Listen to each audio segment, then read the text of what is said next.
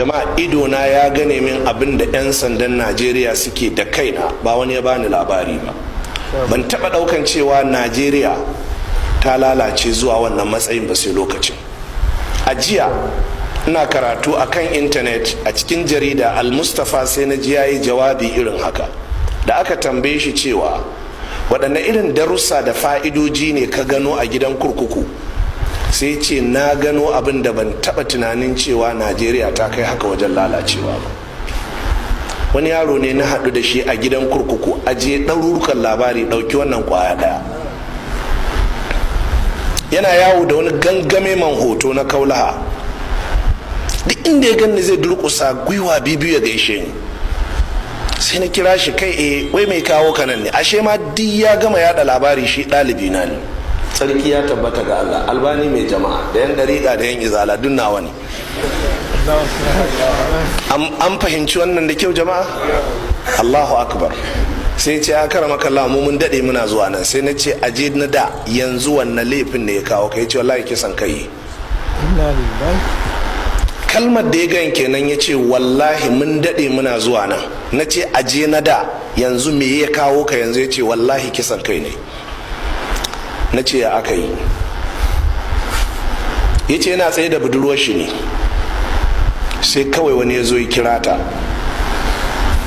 sai ta ce ba za ta je ba. sai shi ya ce mata ki je ki saurare shi mana.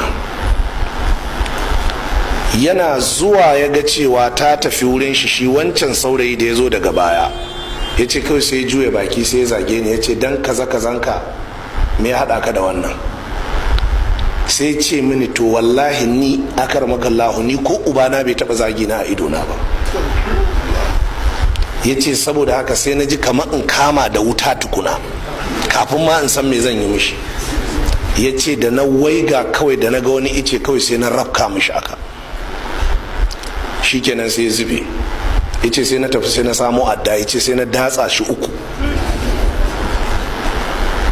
Wannan ni yake gayawa, this is a live confession, ni yake gayawa da kaina, da ni da shi, ba a waya ba, ni da shi.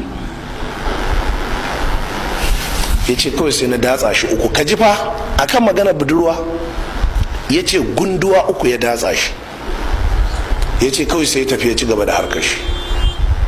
Can sai 'yan uwan wannan yaro da aka kashe sai suka ji labari, sai suka ɗibo makamai. Ya ce suna tahowa, ya ce kawai sai na sheko a guje, shine sai na to ofishin 'yan sanda. Kaji mara gaskiya irin wannan, ya ce sai to ofishin 'yan sanda. Yana zuwa sai gaya musu ya yi kisan kai ne, amma sai zaro 10,000 sai aje akan kanta, sai suka jefa shi cikin sel. Waɗannan suna zuwa shi kenan ya aka rubuta duk abin da suka faɗa. Ya ce kafin gari ya waye kawai suka fito da takardar suka yaga. Da gari ya waye ya ce kawai an kawo ni ne a matsayin na yi sata kawai. Ya ce kawai yanzu kes ɗin kenan a matsayin na yi sata. Na ce to me ake ciki yanzu? Ya ce uwata ce ta saba fito da ni, tana can tana haɗa 20,000 ne kawai za ta kawo, shi kenan za a kashe magana.